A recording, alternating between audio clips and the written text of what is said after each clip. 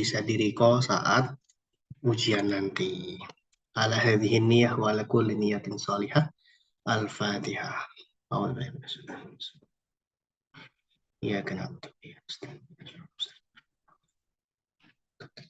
Oke, materi pada malam hari ini adalah videologi tentang gastrointestinal tract ya. Oke, saluran pencernaan itu atau gastrointestinal itu bertanggung jawab atas seluruh aktivitas pencernaan, penyerapan, dan ekskresi maupun sekresi dari material-material yang dikeluarkan dari kelenjar eksokrin maupun endokrin nantinya. Nah, semua itu dimulai dari ingesti atau kita memasukkan makanan ke dalam mulut. Jadi ketika kita masukkan makanan di dalam mulut, di gambar itu ya, itu namanya ingesti. Down secara kimia maupun secara fisikal. Jadi kita punya gitu semua, baru nanti makanan itu tercampur dengan enzim-enzim yang ada di uh, lidah ya. Selanjutnya masuk ke dalam faring, kemudian masuk ke esofagus, kayak gitu. Nah, pergerakan atau motilitas fisik bahan makanan yang dicerna itu didorong oleh kontraksi yang terkoordinasi. Ada otot polos, ada sistem saraf, kemudian ada hormonal. Kontrol miogenik itu secara namanya ya, miogenik, mio. Berarti kendali dari otot ya. Jadi terjadi ritme intrinsik, gerakan ritmik intrinsik otot-otot gastrointestinal. Yang nantinya ritme ini terutama terjadi melalui gelombang yang lambat atau slow wave ya. Slow wave yang dipicu oleh pacemaker ICC, intestinal cell kajal ya, yang nanti itu mengatur aktivitas peristaltik yang terjadi. Kalau hormonal, nanti ada kelenjar eksokrin, ada endokrin yang membantu, mempercepat, menginisiasi, dan merangsang terjadinya proses motilitas itu dan vaskularisasi lokal. Kemudian ada kendali saraf. Saraf itu ada dua nanti yang dibahas ya. Ada intrinsik, ada ekstrinsik. Kalau intrinsik itu ada sistem saraf entrik, ada plexus Meissner, ada plexus Auerbach. Dua-duanya itu ada di saluran cerna. Kalau ekstrinsik itu ada di sistem saraf pusat. Itu nervus otonom dia. Ada parasimpatis, ada simpatis. Itu nanti dibahas di bawah ya. Nah, dulu fungsi saluran cerna itu ada motilitas ya, ada pergerakan bolus makanan dengan adanya kontraksi otot polos dengan mendorong dan mencampur makanan. Seperti yang kakak jelaskan tadi, ada ingesti memasukkan makanan, ada mastikasi, proses kita mengunyah, ada deglutisi. Deglutisi itu menelan ya, menelan makanan. Ketika kita menelan, maka terjadi gerakan peristaltik. Yang selanjutnya ada gerakan segmentasi. Itu adanya di usus halus dan usus besar. Kalau sekresi mengeluarkan enzim, garam empedu, mukus, cairan, serta elektrolit yang disekresi oleh kelenjar eksokrin. Terus kemudian ada fungsi digestif atau digesti itu pemecahan nutrien secara fisik maupun kimiawi. Selanjutnya setelah proses 3 itu terjadi, baru dilakukan penyerapan atau absorpsi itu. Nah, deglutisi itu ada 3 fase ya. Ada fase bukal ketika makanan itu masih di mulut ya, masih kita kunyah, masih kita mastikasi tadi. Itu fase bukal. Nah, itu volunter, bisa kita kendalikan. Ketika sudah mulai masuk bolus makanannya ke faringeal, ke faring, gambar yang kedua itu sudah mulai apa? Involunter, sudah mulai tidak kita bisa kendalikan. Selanjutnya dari faring ditransportasikan masuk ke esofagus. Itu masuk fase esofageal. Lapisan lambung atau lapisan saluran cerna itu ada mukosa, submukosa, muskularis, dan serosa. Yang harus diingat yang ada plexus entericnya ya. Di submukosa itu ada plexus Meissner atau plexus submukosa. Apa itu, Kak? Jadi plexus Meissner itu jaringan saraf ya, tapi dia terletak di lapisan submukosa di dinding saluran pencerna. Fungsinya apa, Kak? Fungsinya lumayan vital ya. Dia mengatur sekresi, mengontrol pelepasan enzim dan zat-zat yang dibutuhkan ke dalam lumen pencernaan. Itu Meissner. Kemudian mengatur vaskularisasi darah lokal yang ada di submukosa dan atau mukosa. Kalau di muskularis propria, di situ ada otot sirkuler, kemudian ada otot longitudinal. Di antara kedua otot ini ada namanya plexus myenteric aurbach. Dia apa, Kak? Dia juga jaringan saraf ganglia ya, terletak di antara otot otot sirkuler dan otot longitudinal. Fungsinya apa? Dia mengontrol regulasi motilitas. Jadi mengontrol kontraksi ritmik dari otot polos saluran cerna. Jadi gerakan peristaltik yang terjadi yang mendorong makanan itu memindahkan makanan ke bawah saluran pencernaan itu regulasinya diatur oleh plexus myenteric aurbach. Jadi apa namanya plexus ini kan sistem saraf ya, sistem saraf tapi dia enterik, intrinsik ada di saluran cerna. Jadi mereka ini dikatakan sebagai otak kecilnya makanan, otak kecilnya saluran pencernaan. Kenapa kok dibilang gitu? Karena dia bekerja secara independen dari sistem saraf pusat ya. Jadi meskipun tetap diatur oleh sinyal-sinyal impuls dari nervus otonom, dia juga punya efek, punya dampak untuk mempengaruhi aktivitas dari motilitas, aktivitas dari peristaltik, dan aktivitas vaskularisasi lokal. Jadi ketika misal kayak gini nih, kita sedang membayangkan makanan yang enak gitu ya, membayangkan makanan ayam geprek atau apa gitu ya, terus ada bau-bau makanan. Nah, itu yang langsung bekerja itu bukan nervus otonomnya, tapi nervus intrinsik, saraf entrik intrinsiknya. Maka terjadi motilitasnya naik, gerakan peristaltiknya terjadi. Buktinya apa? Ketika kita mencium makanan gitu ya, memikirkan mau makan apa ya nanti, terus kebayang, terus tergugah selera makannya. Itu kan mulai kayak keroncongan. Nah, itu tuh fungsinya dari plexus ini gitu. Jadi dia kerjanya independen, tapi tetap dipengaruhi sama nervus otonom. Tapi dia punya dampak, punya efek tadi. Efeknya apa? Yang tadi, mengatur motilitas, mengatur vaskularisasi lokal, mengatur gerakan peristaltik, kayak gitu. Oke, lanjut.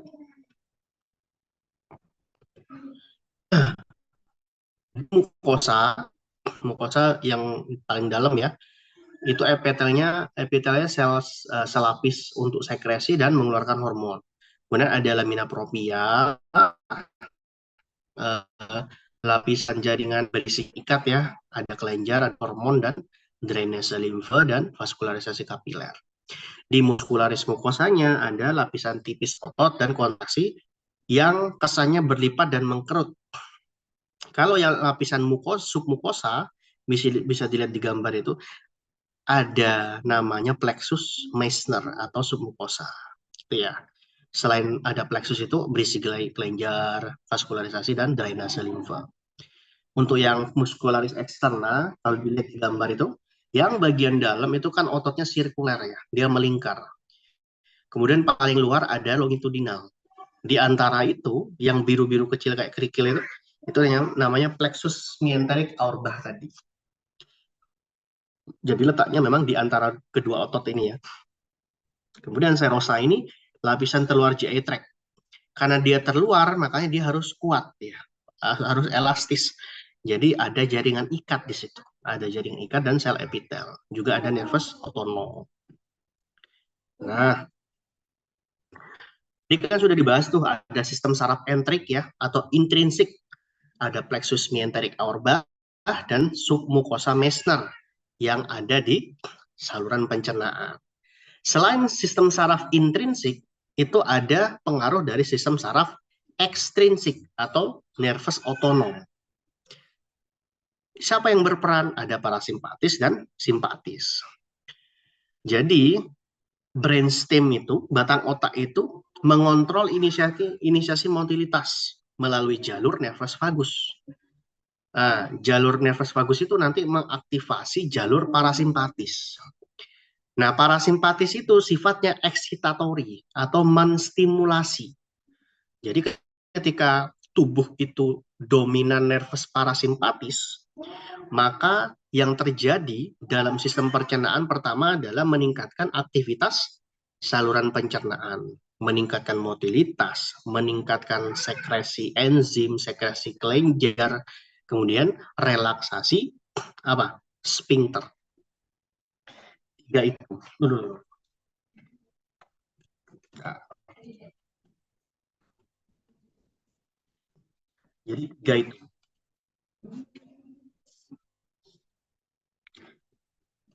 Tiga itu ya. Jadi ketika parasimpatis yang dominan, parasimpatis akan menginisiasi pengeluaran asetilkolin. Ketika asetilkolin keluar, maka efeknya eksitatori, menstimulasi.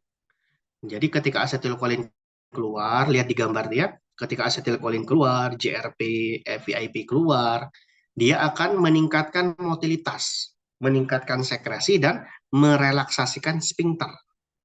Itu parasimpatis ya. Kalau simpatis, ketika kita misal ketakutan, cemas, panik, gitu ya, yang terjadi dalam lambung kita adalah inhibitorik, menghambat, gitu ya.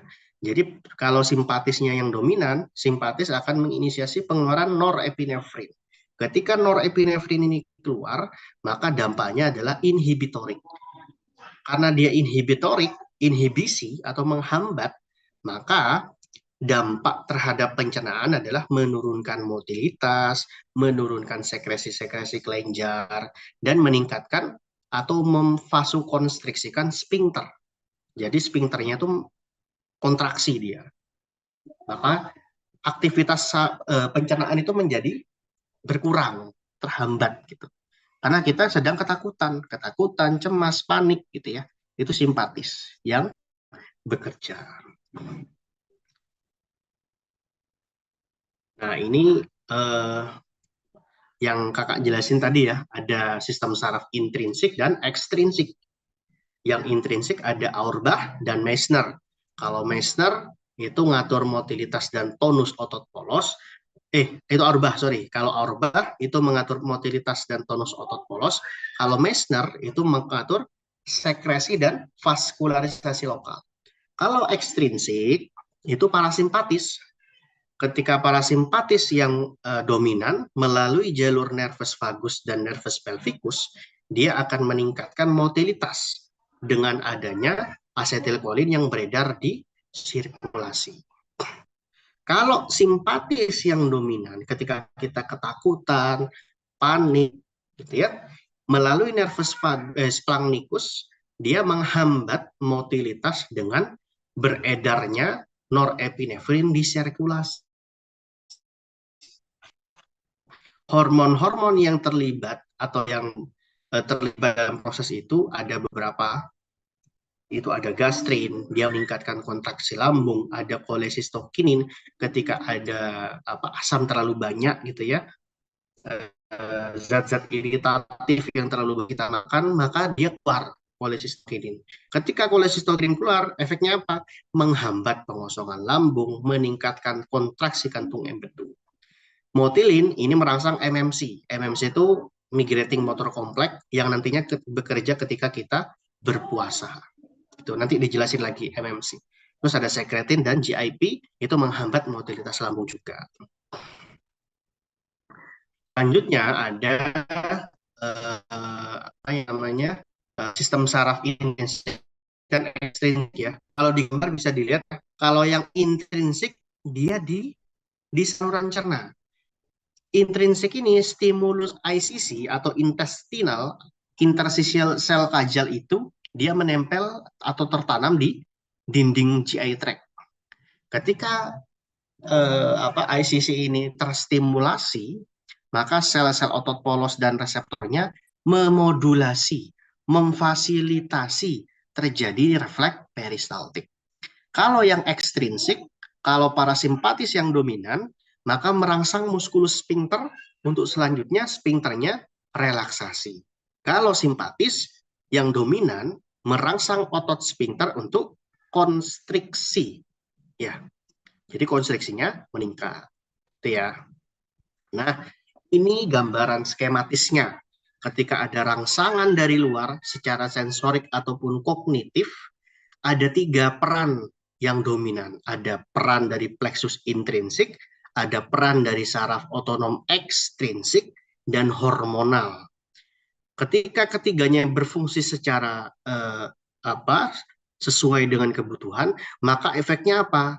Kontraksi, motilitas itu terjadi. Kemudian kelenjar-kelenjar eksokrin maupun endokrin itu juga mengeluarkan atau merilis sekresinya. Kalau kelenjar eksokrin ya mengeluarkan getahnya, getah empedu, kemudian sekresi enzim gitu ya. Kalau endokrin ya hormonnya gitu. Lanjut. Kalau lambung ini berfungsi untuk menyimpan, mengaduk, dan menghaluskan makanan menjadi enzim yang dikenal sebagai kimus nantinya. Jadi makanan yang sudah tercampur aduk dengan zat-zat enzim, mukus itu namanya kimus. Pencernaan protein dimulai di lambung. Terdapat sebagian pencernaan air, alkohol, dan glukosa di lambung. Asam lambung itu diproduksi di lambung yang menghancurkan sebagian besar bakteri. Jadi makanan yang kita konsumsi kan kadang-kadang tidak selalu bersih. Ya. Masih ada bakteri kita lupa cuci tangan. Contoh ketika di Klatsa, tangan kita kotor. Atau memang makanannya memang dari awal sudah kotor. Maka bakteri itu tertelan juga. Gitu. Tapi jangan khawatir, nanti ada fungsi protektif di sini. Jadi ada beberapa jenis sel yang sifatnya protektif dan digestif. Sel goblet itu mensekresi mukus yang berperan untuk melapisi mukosa lambung dan sifatnya protektif. Kalau parietal sel itu mensekresi asam klorida atau HCl. Itu asam kuat ya, yang menurunkan pH lambung. Ketika dia keluar, HCl itu keluar, maka dia menurunkan pH lambung menjadi lebih asam. Ketika pH lambung menjadi asam, dia akan menghancurkan atau mengeliminir bakteri, virus, mikroorganisme yang ikut tertelan dengan makanan tadi. Asam klorida ini selain membunuh bakteri, juga membantu nantinya penyerapan vitamin B12 dengan berkombinasi dengan faktor intrinsik. Gitu ya. Sel itu mensekresi pepsinogen yang kemudian membantu mengubah protein yang dicerna menjadi asam amino. Kalau G-cell, dia mengeluarkan hormon gastrin. Sekresi hormon gastrin ini dirangsang atau distimulasi oleh adanya distensi lambung, adanya protein di dalam lambung, stimulasi vagal, peningkatan kadar kalsium dan epinefrin dalam darah. Apa fungsi gastrin? Fungsi gastrin itu membantu mukosa lambung itu tumbuh dan memperbaiki dirinya sendiri. Ketika terlalu sering makan iritasi ya, makanan-makanan yang iritatif, sifatnya kayak iritatif gitu, kayak seblak gitu ya, pedas, asin, santan, minyak, terlalu banyak, akhirnya mengikis atau mengiritasi lapisan mukosa lambung. Nah, fungsi gastrin itu, dia membantu lambung itu menyembuhkan dirinya sendiri. Selain itu, gastrin merangsang sekresi asam klorida oleh sel epitel dan merangsang pengeluaran pepsin oleh chief cell tadi. Kemudian meningkatkan aliran empedu dan mengurangi pengosongan lambung. Nah, ini yang tadi ya. Jadi ada beberapa tipe sel, ada sel neck mukus. Sel neck mukus itu sekresi substansinya ada 2. Ada mukus, ada bikarbonat. Keduanya ini fungsinya sebagai buffer atau sebagai barrier to entry secara fisikal. Jadi lambung kemudian dilapisi sama mukus sama bikarbonat. agar tidak agar mencegah kerusakan epitel, mencegah kerusakan lumen secara iritatif oleh makanan ataupun oleh asam klorida itu sendiri. Kan asam klorida itu asam kuat ya, sifatnya iritatif. Makanya dilapisi dulu oleh mukus sama bikarbonat gitu. Kemudian ada parietal cell. Parietal cell itu mengeluarkan asam klorida, asam kuat tadi ya, sama faktor intrinsik. Histamin lokal itu beredar di sirkulasi. Jadi ketika ketiganya ini keluar di sirkulasi, maka gastrin acid atau HCl dan faktor intrinsik itu keluar. Ketika mereka keluar, fungsinya apa? Membunuh bakteri, aktivasi pepsin, dan secara bersama-sama untuk membantu penyerapan B12. Itu ya. Yang lain yaitu chief cell ya pepsinogen, gastrik, D cell ya somatostatin, G cell ya gastrin gitu. Nah, ini yang tadi ya, yang barusan. Sel epitel itu yang menutupi mukosa lambung itu mengeluarkan cairan alkalis yang sangat kental. Dia kombinasi dengan bikarbonat melindungi lapisan lambung dari aksi korosif HCl. Karena HCl itu asam kuat, gitu ya. Cairan membutuhkan musin dan bikarbonat agar memberikan efek protektif. Nah, di sini perannya mereka tuh pentingnya di sini. Ketika obat anti nyeri yang sering dikonsumsi gitu ya, ada obat kayak ibuprofen, asam mefenamat gitu ya, atau aspirin, mereka itu menurunkan sekresi musin dan bikarbonat. Padahal musin dan bikarbonat tadi fungsinya apa? Fungsinya protektif untuk melapisi mukosa lambung. Ketika baru minum obat anti nyeri, terus terlalu sering makanan yang iritatif ya, iritatif itu kayak pedas, santan, minyak, seblak terlalu sering, akhirnya apa? Iritasi atau melukai lumen atau epitelnya lambung, sehingga muncul gejala seperti nyeri ulu hati, begah, mual, sampai muntah. Itu. Jadi hati-hati yang sering makan seblak. Ya, hati-hati. Lanjut. Sekresi sel-sel utama yang menyusun kelenjar lambung oksintik sel parietal. Di sini ada HCl ya. HCl itu bersama-sama dengan faktor intrinsik itu membantu penyerapan B12. Setelah diserap kembali ke ilium distal. Satu-satunya zat yang disekresikan oleh lambung itu yang sangat penting untuk keberlangsungan hidup. Jadi HCl ini meskipun dia iritatif ya, tapi dia juga penting untuk proses keberlangsungan hidup. Chief cell tadi juga mengubah pepsinogen menjadi pepsin oleh adanya hidrogen tadi menjadi peptida. Nah, pepsinogen awalnya diubah menjadi pepsin aktif oleh asam. Pepsin hanya aktif ketika di dalam lingkungan lambung yang pH-nya asam. Nah, ini yang paling atas itu sel neck mukus ya, sekresi substansinya ada dua, mukus dan bikarbonat. Fungsinya sebagai protektif ya. Sel parietal. Nah, sel parietal tuh ini balik lagi ke gambar ya. Sel parietal tuh yang ini ya, yang nomor 2 itu. Dia akan mengeluarkan asam klorida dan faktor intrinsiknya ketika tiga benda ini ya beredar di sirkulasi, asetilkolin, gastrin, dan histamin lokal. Jadi ketika ada tiga itu, salah satu ya, maka sel parietal akan mengeluarkan sekresi asam klorida dan faktor intrinsik. Gitu ya. Ketika pH lambung turun menjadi terlalu asam, maka somatostatin itu dirilis untuk menghambat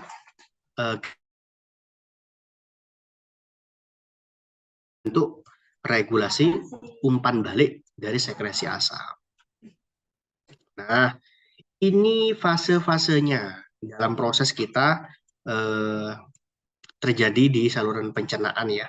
Ada fase sepalik, fase gastrik, dan fase intestinal. Kalau fase sepalik itu namanya sepalik ya, berarti masih di luar pencernaan. Jadi dia pemicunya adalah rangsangan sensorik, rangsangan kognitif tadi, ada bau, ada rasa, ada mikir tentang makanan, maka sistem saraf pusat itu melalui jalur nervus vagus, ya, dia akan merangsang plexus submucosa atau Meissner, yang selanjutnya menginisiasi terjadinya motilitas, menginisiasi terjadinya vaskularisasi lokal. Jadi sekresi-sekresi dari sel-sel itu keluar semua. Sel mukus mengeluarkan mukus. Chief cell mengeluarkan pepsinogen. Parietal cell mengeluarkan HCl dan faktor intrinsik. Kemudian G cell mengeluarkan gastrin, kayak gitu. Kalau yang fase gastrik itu dipicu atau dimulai ketika makanan mulai masuk ke lambung. Ketika sudah mulai terjadi distensi lambung, stretch reseptor itu, dan terjadi peningkatan pH, kemoreseptor, itu menginisiasi atau merangsang plexus enterik atau intrinsik tadi, ada Meissner, ada Auerbach, gitu ya, untuk mengontrol motilitas tadi, vaskularisasi lokal, kemudian sekresi-sekresi enzim, itu distimulasi semua. Makanya terjadi keroncongan, itu di peristaltiknya lebih aktif kayak gitu ya. Sel mukus mengeluarkan mukus, chief cell tambah mengeluarkan pepsinogen. Kemudian terjadi gerakan mixing wave. Mixing wave itu mencampur adukkan tadi, mencampur adukkan makanan dengan zat-zat eksokrin tadi, kelenjar eksokrin. Ada enzim, ada pepsinogen, dan sebagainya. Itu akhirnya menjadi kimus, gitu ya. Setelah gastrik fase selesai, masuk ke fase intestinal. Ketika apa? Ketika kimus itu masuk ke dalam duodenum. Setelah masuk ke dalam duodenum, maka refleks dari enterogastrik itu dari plexus myenterik, kemudian dari peregangan otot duodenal dan kemoreseptor itu nanti memberikan feedback negatif ke gaster, gitu ya, biar sekresi yang terjadi di lambung itu berhenti, karena ini sudah fasenya fase intestinal, bukan fase gastrik lagi. Biar di fase gastrik ini terjadi proses peristaltik, chief cell mengeluarkan pepsinogennya, kemudian parietal cell juga mengeluarkan HCl-nya, biar kerjanya lebih baik, lebih dominan kayak gitu. CCK, keberadaan lipid dan karbohidrat, kemudian CCK-nya karena terlalu banyak, terlalu asam gitu, dia menghambat chief cell nantinya. GIP juga, kemudian sekretin, adanya sekretin itu juga menurunkan pH nanti selanjutnya, kayak gitu. Nah, gambar di bawah ini skemanya ya, jadi prosesnya langkah-langkahnya sepalik, gastrik, dan intestinal, kayak gitu. Nah, ini tabelnya ya. Jadi ada hormon sekretin, dia sumbernya di S cell lining duodenum. Dia dikeluarkan, dirangsang ketika ada asam yang masuk ke dalam duodenum. Efeknya terhadap pencernaan apa, Kak? Sekretin itu kalau sudah beredar di sirkulasi, dia efeknya menghambat motilitas dan sekresi, ya, menghambat motilitas dan sekresi. Kemudian kalau CCK, Kak, kalau CCK apa?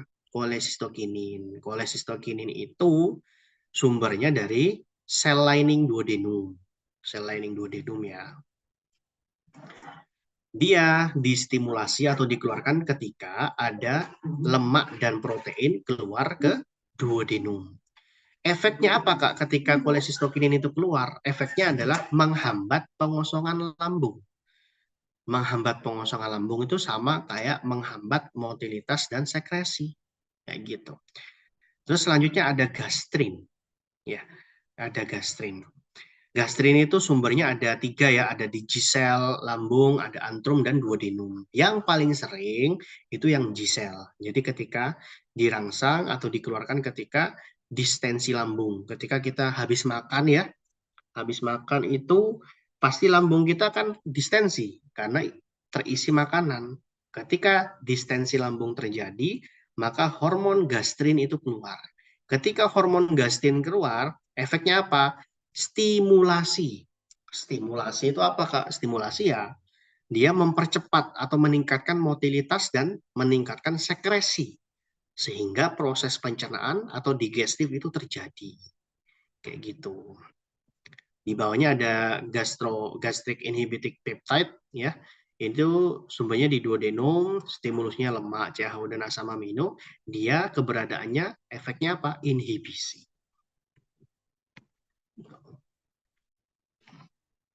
Oke. Lanjut, ini hormon-hormon yang ada di intestinal ya. Ada enterogastron, ada GIP, ada gas sekretin. Sudah kakak bahas tadi ya. Ada kolesistokinin, ada vasoaktif intestinal peptide, itu ditemukan di mukosa usus. Efeknya berupa serupa dengan sekretin, merangsang produksi sekresi usus yang menurunkan keasaman kimus dan menghambat sekresi asam lambung. Somatostatin sama serotonin ya. Jadi kalau somatostatin ya ditemukan di usus, menghambat sekresi asam lambung, saliva, pepsin, dan faktor intrinsik dan enzim pankreas. Sifatnya adalah inhibisi, jadi dia menghambat motilitas. Kemudian kontraksi kantong empedu, motilitas usus, dan vaskularisasi ke liver dan usus. Juga menghambat sekresi insulin dan hormon growth hormone. Ya. Ada serotonin ditemukan di usus menghambat sekresi asam lambung. Ini yang tadi ya gambarnya ya. Jadi ada intrinsik, ada ekstrinsik. Kalau hormon itu bekerja dengan 3 ya, ada endokrin, ada parakrin, ada di neurokrin. Kalau endokrin namanya aja endo itu dalam, berarti dia masuk ke dalam vaskularisasi, masuk ke dalam saluran darah atau sirkulasi, kemudian langsung memberikan dampak atau efek ke organ target atau sel target. Kalau parakrin, dia letaknya di sekitar sel target ya. Jadi hormon yang bekerjanya di sekitar sel target langsung. Kalau neurokrin, dia dilepaskannya di N-terminal saraf. Jadi di ujung-ujung saraf itu dia di situ, dilepaskannya di situ, kemudian muncul efeknya. Kayak gitu. Lanjut pada aktivitas listrik ya, pada otot GI tract. Jadi gerakan peristaltik itu ada aktivitas listriknya. Bukan semata-mata kerjanya otot ya, tapi memang ada aktivitas listriknya. Kapan terjadi aktivitas listrik? Ketika kanal natrium dan kalsium itu terbuka dan elektrolit natrium dan kalsium yang masuk. Nah, kalau yang slow wave itu menghasilkan gerakan yang ritmik, polanya sama dan teratur. Itu gerakan peristaltik yang biasa, yang semestinya, yang sesuai kebutuhan. Tak, tak, tak, kayak gitu. Maka lonjakan kalsiumnya nggak terlalu dominan, biasa masuk. Kalsiumnya nggak terlalu banyak. Itu memang dibutuhkan ketika kontraksi atau gerakan peristaltik primer. Tak, tak, tak gitu ya. Tapi ada beberapa namanya spike potensial. Spike potensial itu lonjakan dari masuknya kalsium. Jadi ketika kalsium naik terlalu banyak yang masuknya, dia terjadi spike potensial. Sehingga menghasilkan apa? Kontraksi tonik. Tonik itu lebih kuat ya. Lebih kuat dan lebih mendorong. Dibutuhkannya ketika apa, Kak? Ketika kimus makanan itu yang sudah tercampur dengan enzim, kelenjar, eksokrin, dan sebagainya tadi, itu mau melewati sphincter. Kan hubungan esofagus dengan lambung itu ada sphincternya. Kemudian gaster dengan usus halus ada sphincternya. Ketika mau melewati sphincter dan mau masuk ke organ selanjutnya, dia kalau cuman gerakan peristaltik biasa, slow wave itu nggak bisa lewat dia. karena kurang kuat. Makanya ada spike potensial yang menghasilkan kontraksi tonik yang lebih keras gitu ya. Maka dia bisa lewat setelah itu. Kayak gitu ya. Nah, motilitas ini diatur oleh sel intestinal kajal ya, sel intestinal kajal yang berfungsi sebagai pacemaker yang menghasilkan slow wave. Aksi potensial dimulai dari pembukaan kanal yang lambat dan masuknya natrium dan kalsium. Aktivitas motoriknya terjadi peregangan yang menimbulkan respon dari peristaltik. Gap junction itu nanti menghasilkan respon elektrik pada otot polos itu. Slow wave menimbulkan kontraksi yang rendah tapi ritmik, sesuai. Sewaktu-waktu terjadi potensial aksi atau spike potensial tadi, menambah kekuatan kontraksi, sehingga menghasilkan kontraksi tonik. Nah, ini gambarannya ya. Jadi, ketika asetilkolin itu beredar di sirkulasi, dia akan memberikan efek konstriksi tepat di belakang makanan. Jadi, dilihat di gambar itu ya. Jadi, dia memberikan efek konstriksi tepat di belakang makanan. Makanya makanan itu akan apa? Akan jalan selanjutnya. Karena kedorong, karena konstriksinya itu. Di depannya, nitrate oxide atau vasoaktif intestinal peptide itu memberikan relaksasi di depannya. Jadi kesan longgar itu di depannya ada. Sehingga selanjutnya kimus tadi itu jalan, terdorong ke depan, gitu ya. Seret yang gambar tengah itu. Selanjutnya yang gambar ketiga itu kan ada kayak selang kecil tuh. Ini namanya sphincter nih, yang kakak bilang tadi. Nah, sphincter ini untuk kimus bisa lewat, dia gak bisa cuman gerakan peristaltik primer biasa. Dia butuh kontraksi tonik yang tadi, spike potensial. Maka dia akan melewati sphincter. Itu. Nah, ini gambarannya ya. Kalau peristaltik itu yang ini, yang biasa. Tet. Memang dia sifatnya propulsif untuk mendorong makanan.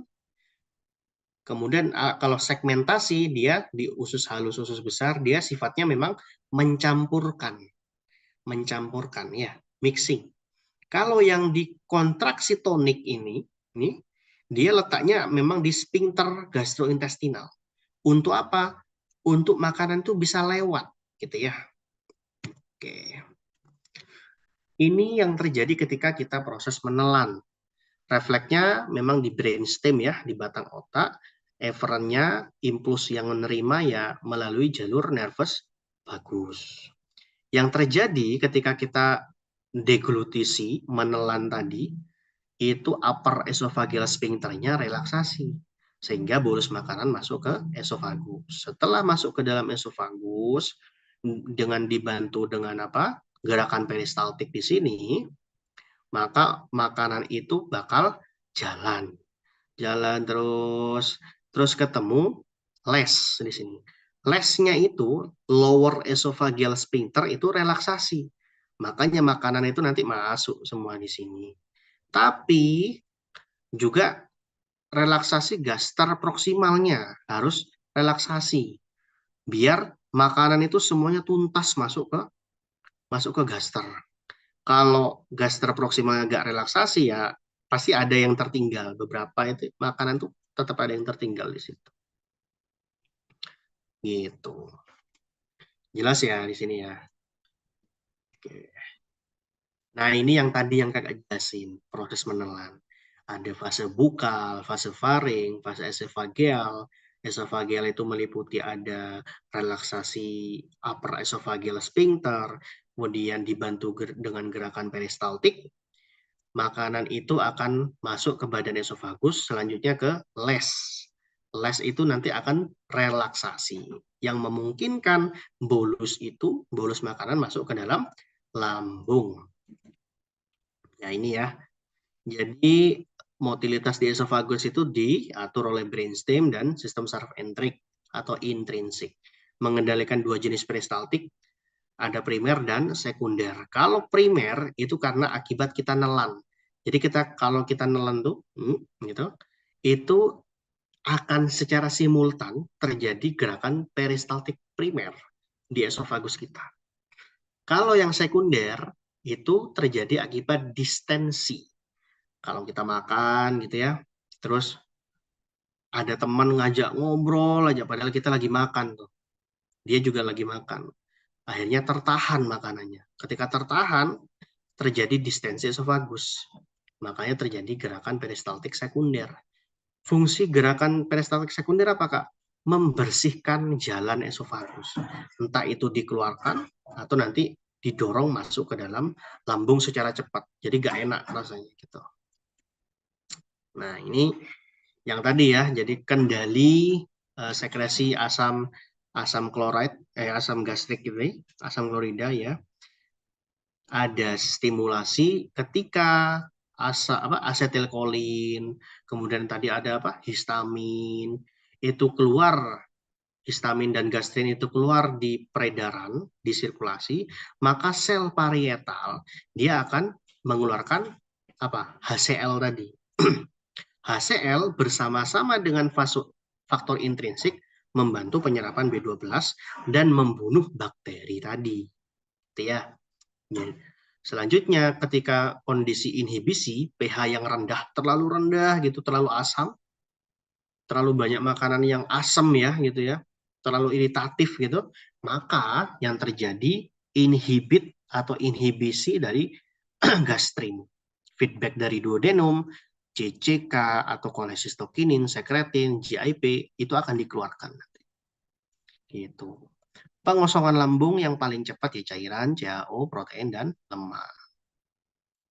Motilitas yang sekarang masuk ke intestin sama kolon ya. Yang small intestine atau usus halus itu kontraksi ritmik yang bersebelahan atau kontraksi segmental namanya. Fungsinya bukan lagi cuman propulsif, bukan lagi cuman mendorong, tapi dia mencampurkan. Lebih dominan mencampurkan gitu ya. Kemudian sphincter ileosekal itu menutup, terjadi distensi ileum, terus terjadi penumpukan gelombang otot sehingga merelaksasi sphincter. Selanjutnya, karena sphincter dari ileosekal sphincternya itu relaksasi, maka bolus atau kimus makanan itu melewati sphincter itu kemudian masuk ke dalam kolon. Ketika sudah mulai masuk lebih banyak, terjadi distensi kolon.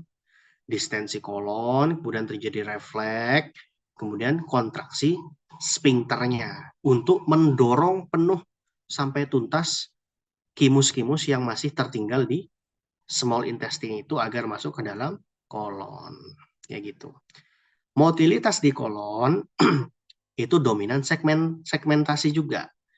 Nanti membentuk jonjot-jonjot itu, haustra itu ya, di sepanjang kolon. Nah, yang dominan gerakan di kolon itu mass movement, bukan gerakan peristaltik. Mass movement itu cenderung lebih lambat, karena memang efeknya paling banyak di usus besar itu adalah menyerap cairan, menyerap air, sehingga nanti terbentuklah feses yang bagus gitu ya, yang siap di launching gitu ya. Nah, ini MMC yang tadi ya, MMC migrating motor kompleks. Dia bekerja ketika kita sedang puasa. Jadi terjadi kontraksi ritmis tiap 2 jam. Perut kita tuh kayak kosongan. Itu bukan karena lapar, bukan karena apa, tapi memang fungsi migrating motorik kompleks itu untuk membersihkan sisa-sisa makanan yang masih ada. Itu untuk menghindari bakteri itu bisa ascending atau naik ke atas gitu ya. Biar gak berpindah dari kolon ke ileum kayak gitu. Makanya terjadi migrating motor kompleks. Nah, ini kalau sudah kalian bisa memahami yang tadi itu, yang sudah kakak jelasin, bisa baca ringkasnya ini. Ini istilahnya kayak skematisnya, gambar skematisnya ya. Yang biru itu organ utama yang terlibat, kemudian yang hijau ini aktivitasnya yang terjadi di mulut, terjadi ingesti, mastikasi, deglutisi gitu ya. Kemudian di esofagus terjadi apa? Gerakan peristaltik primer. Jadi bolus makanan itu masuk melewati relaksasi sphincter esofageal atas, masuk ke dalam badan esofagus dengan bantuan gerakan peristaltik. Kemudian melewati les. Les itu lower esophageal sphincter. Masuk ke dalam lambung, terjadi segmentasi pylorus dan MMC dan lain sebagainya. Jadi jangan baca yang di sini, tapi tetap dipahami yang sebelum-sebelumnya. Kalau sudah memahami, ini akan lebih paham lagi. Oh, ini ya. Kayak gitu ya. Oke. Sebelum lanjut ke defekasi, ada yang ditanyakan nggak kira-kira? Atau kecepatan, Kak? Gitu. Atau aman? Gimana? Aman ya? Oke. Kita lanjut ya kalau aman ya. Lanjut ke defekasi. Jadi defekasi itu ya proses kita ingin mengeluarkan feses itu ya. Jadi kalau fesesnya kita mau keluarin, maka proses defekasi itu terjadi. Dimulai ketika apa? Ketika pergerakan massa atau feses itu dari kolon terminal atau sigmoid kolon. Kalau kita lihat di gambar ya, Dek ya. Kolon terminal itu nanti di sigmoid kolon. Ketika sudah diserap cairannya di kolon semua, terus dia terbentuk feses yang sudah siap di launching gitu ya, dia akan terdorong ke rektum. Rektum itu memang tempat penyimpanannya feses nantinya. Ketika sudah mulai terlalu banyak numpuknya, sehingga rektumnya itu meregang distensi gitu. Nah, maka terjadi rangsangan mekanoreseptor yang tertanam di dinding-dinding rektum tadi. Sehingga refleks ingin defekasi, refleks ingin mengeluarkan, itu akhirnya mulai terasa. Kok mulai mules-mules ya? Kok udah kayak, nah kayak gitu. Itu tuh ketika eh, rektum itu mulai distensi, mulai meregang. Karena fesesnya mulai turun dia. Nah, ketika sudah mulai ada keinginan buat buang air besar, selanjutnya terjadi kontraksi rektum. Jadi rektumnya tuh tambah mendorong dia, tambah mendorong ke bawah gitu. Sehingga terjadi relaksasi sphincter ani interna yang sifatnya involunter. Kalau digambar dilihat sphincter ani interna itu dia involunter. Kenapa? Karena dilapisi otot polos. Jadi sifatnya involunter. Kalau yang sphincter ani eksterna dia dilapisi otot skeletal, otot lurik. Maka dia bisa ditahan. Jadi kita bisa mengendalikan di situ. Kayak gitu ya. Nah, defekasi itu ya refleksnya di sistem saraf pusat, terjadi pergerakan massa tadi di kolon terminal atau sigmoid kolon, kemudian mengisi rektum, kemudian terjadi refleks relaksasi dari sphincter ani interna, kemudian kalau nggak ada keinginan buat nahan nih, kemudian terjadi refleks kontraksi dari sphincter ani eksterna kayak gitu. Selanjutnya dengan bantuan apa namanya manuver manuver falsafa ketika kita ingin ngejan gitu ya, terjadi relaksasi sphincter ani eksterna dan kontraksi mendorong distal kolon sehingga terjadi defekasi. Jadi gitu. Kalau nggak ada keinginan buat nahan nih, ya ini prosesnya. Gitu. Nah, ini sphincter ya. Sphincter tadi udah kakak singgung. Ada dua, ada sphincter ani interna, ada sphincter ani eksterna. Kalau interna karena dia dilapisi otot polos, maka dia dikendalikan secara involunter. Juga di apa namanya di sphincter ani interna itu juga ada serabut-serabut parasimpatis ya, yang memungkinkan nanti berelaksasi. Kalau sphincter ani eksterna dia dilapisi otot rangka, otot lurik, yang mana inervasinya secara somatik dari cabang ani inferior nervus pudenda atau nervus pudendus di sakral 2 sampai sakral 4 ya, yang memungkinkan kontrol defekasi secara sadar bisa kita kendalikan di situ. Nah, ini urutan-urutannya tadi yang kakak jelasin ya. Ada pengisian rektum, kemudian feses dari kolon sigmoid masuk ke rektum, terus kemudian rektumnya distensi, rektum distensi, kemudian merangsang mekanoreseptor pada dinding rektum, sehingga mulai ada keinginan buat refleks defekasi. Yang mana dia masih involunter, karena dilapisi otot polos, dan ada sistem parasimpatis, kayak gitu. Kemudian untuk yang apa namanya masuk ke sphincter ani interna, dia dilapisi otot polos involunter mengalami relaksasi. Untuk selanjutnya regulasi volunternya adalah di sphincter ani eksterna, karena dia dilapisi otot rangka, diatur oleh nervus pudendus. Maka dapat dikontrol tuh secara somatik, secara sadar gitu ya. Kalau tidak ada keinginan buat nahan, dengan bantuan otot abdomen dan diafragma, manuver falsafa itu, jadi kayak kita ngejan gitu ya, mau mengeluarkan, maka meningkatkan tekanan intraabdomen sehingga membantu mengeluarkan feses. Oke, ini yang barusan kakak singgung tadi. Ada involunter, ada volunter. Involunter yaitu ada intrinsik, ada parasimpatis yang memberikan efek kontraksi ringan rektum, kemudian untuk parasimpatisnya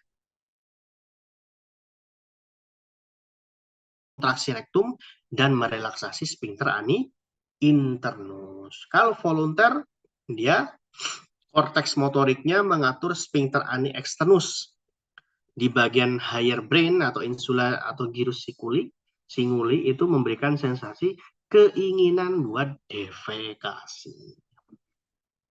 Nah, ini juga penting. Postur ketika kita BAB. Jadi kalau kita postur BAB-nya itu kesannya duduk, puborektalisnya tuh kesannya tuh mencekik kanal anus. Sehingga feses itu jalan keluarnya tuh kayak tertahan karena kecekik jalannya oleh otot puborektalis. Maka solusi yang paling aman, jangan langsung obat dulu, coba perbaiki posturnya. Dengan apa? Squat postur, jongkok. Jadi nanti otot puborektalisnya bisa relaksasi sehingga tidak mencekik dari kanal atau jalan keluarnya feses, sehingga feses bisa keluar tanpa dengan ngejan terlalu terlalu keras gitu ya. Gitu.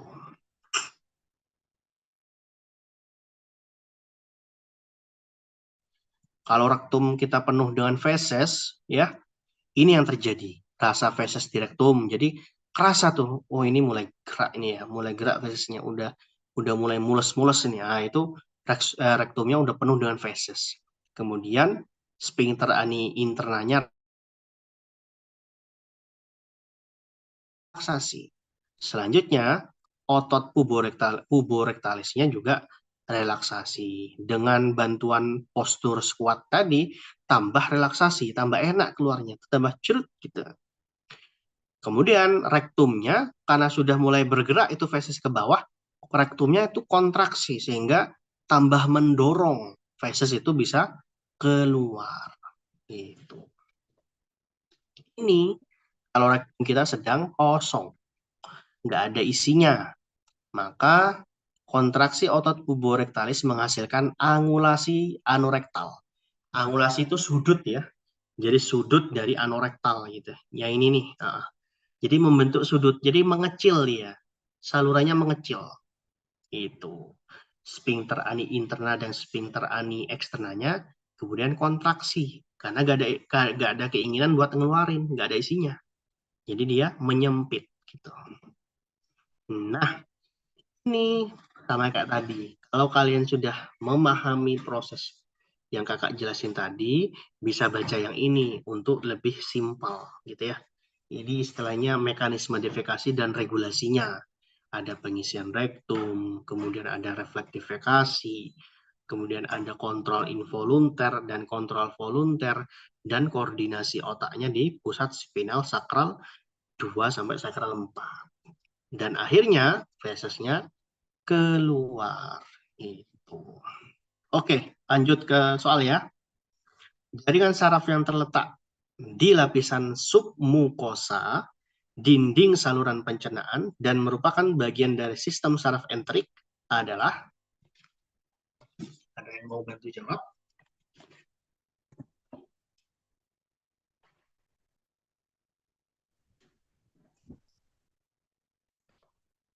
Nggak ada yang mau nyoba.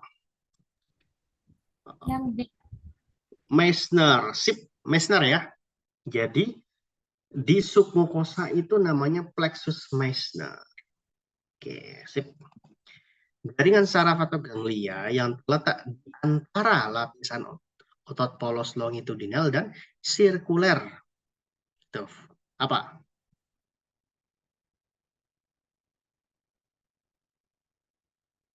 Ada yang mau nyoba? Gak apa-apa, sama-sama belajar. Auerbach, sip. Auerbach ya. Jadi dia di antara sirkuler dan longitudinal. Oke. Sistem saraf otonom yang memiliki peran mengeluarkan norepinefrin sehingga terjadi inhibisi motilitas adalah simpatis. Mantap. Jadi ketika kita ketakutan, panik, cemas, malu gitu ya, yang terjadi dalam pencernaan kita adalah menghambat segala aktivitas pencernaan kita. Jadi menghambat sekresinya, menghambat motilitasnya gitu ya. Siapa yang berperan? Saraf simpatis. Melalui apa?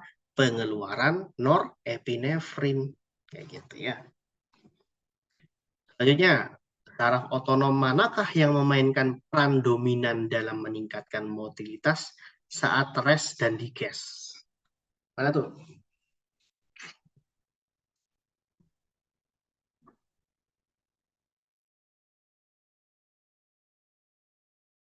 Apa? Apa Ilmi? Parasimpatis. Parasimpatis. Kenapa ragu? Parasimpatis ya. Jadi ya ini kebalikan dari simpatis. Ketika kita posisinya sedang rest dan diges. Rest dan diges itu sedang istirahat. Diges itu ketika sudah barusan makan. Nah, itu saraf yang dominan, sistem saraf otonom yang dominan itu parasimpatis. Melalui inisiasi pengeluaran asetilkolin yang beredar di sirkulasi, maka efek yang muncul adalah eksitatori atau stimulasi.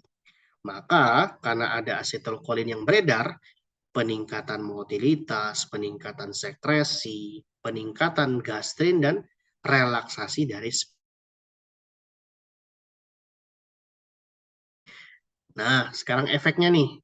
Kalau simpatis itu beredar, apa norepinefrin beredar di sirkulasi, apa dampaknya? Yuk, yuk.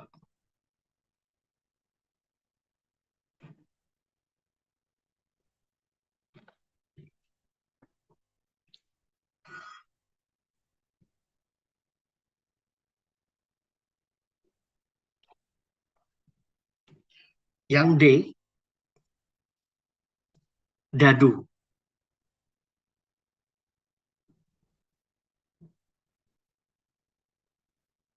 Oke, yang C ya.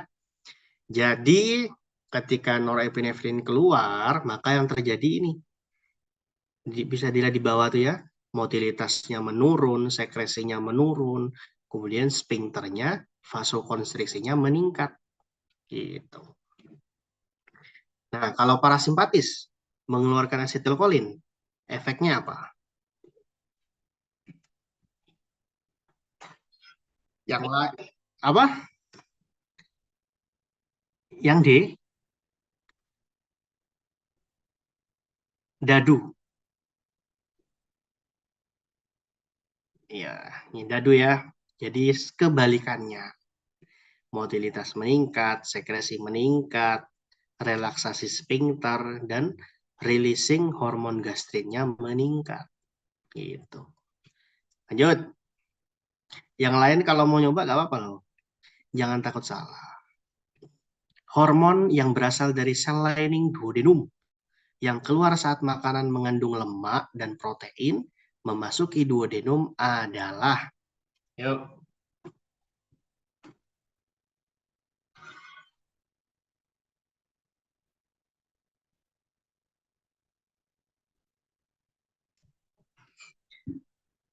ayo. Gak ada. Gak ada yang mau nyoba, gak apa-apa. Ilmi apa ilmi?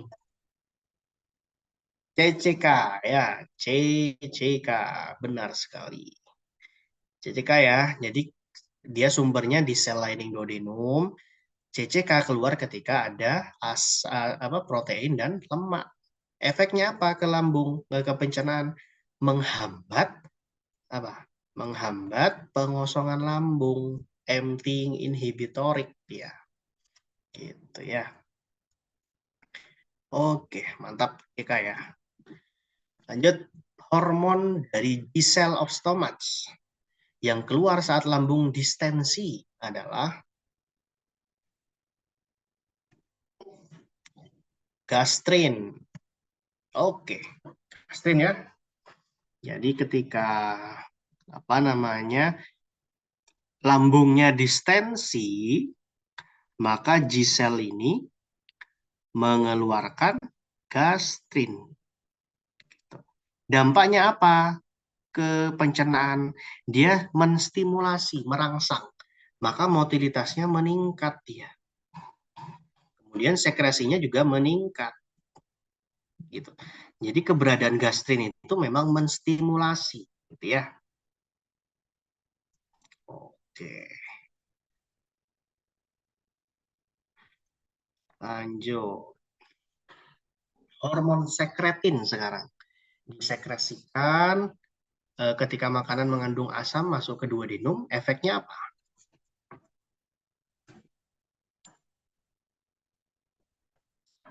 Sekretin keluar, efeknya apa?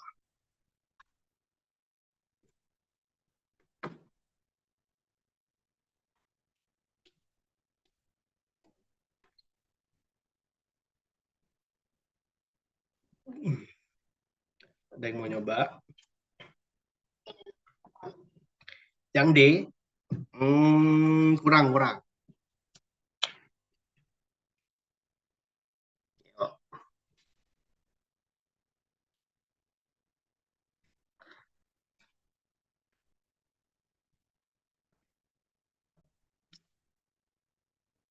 apa Ilmi?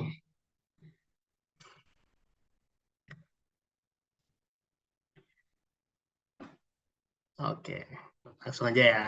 Sekretin itu dampaknya ini, ya. Lihat di atas itu ya. Sekretin, sumbernya dari S cell lining duodenum. Dia dikeluarkan ketika ada asam masuk ke dalam duodenum. Efeknya apa, Kak? Ke motilitas dan sekresi adalah menghambat. Jadi dua-duanya itu, motilitas dan sekresinya terjadi hambatan ketika hormon sekretin dikeluarkan ke dalam sirkulasi. Itu ya. Jadi efeknya itu menghambat motilitas dan sekresi. Lanjut, gerakan peristaltik primer terjadi ketika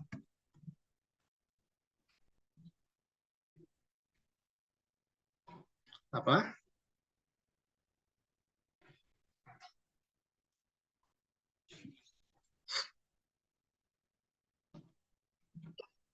Yang A, sip, yang A ya. Jadi primer itu terjadi ketika kita menelan. Ketika menelan, maka secara simultan terjadi gerakan mendorong bolus makanan ke bawah esofagus. Itu namanya primer. Tapi kalau kesedak tertahan, itu sekunder. Gitu ya. Lanjut, proses pengisian lambung ketika feses dari kolon sigmoid masuk ke rektum dengan merangsang apa?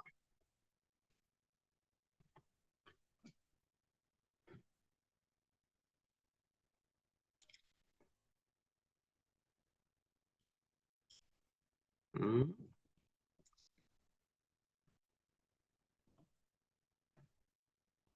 Apa Ilmi?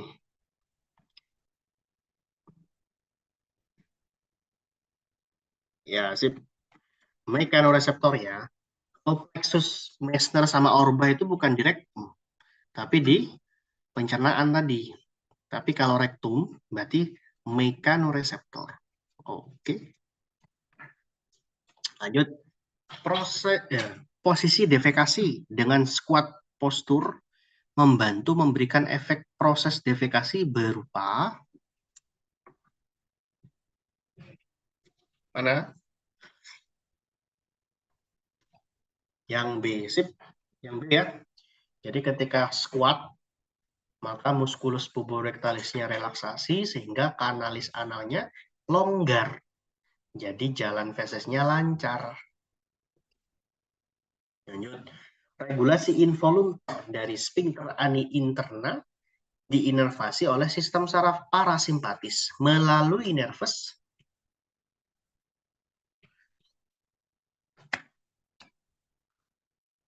apa?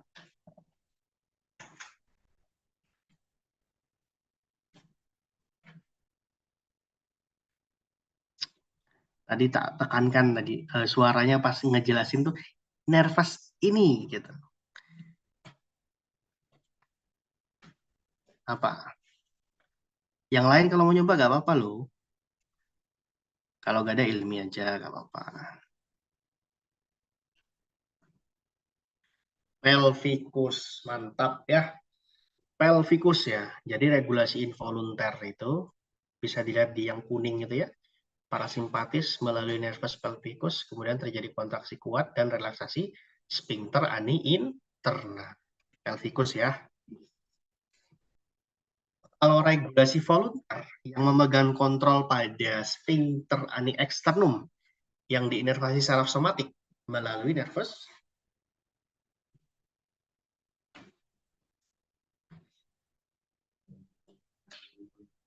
apa? Pudendus. Sip. Pudendus ya. Jadi kalau eksterna itu pudendus. Oke. Alhamdulillah sudah selesai. Kira-kira ada yang mau ditanyakan nggak? Atau kecepatan?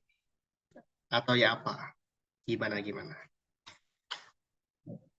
Oh ya, boleh, boleh, boleh.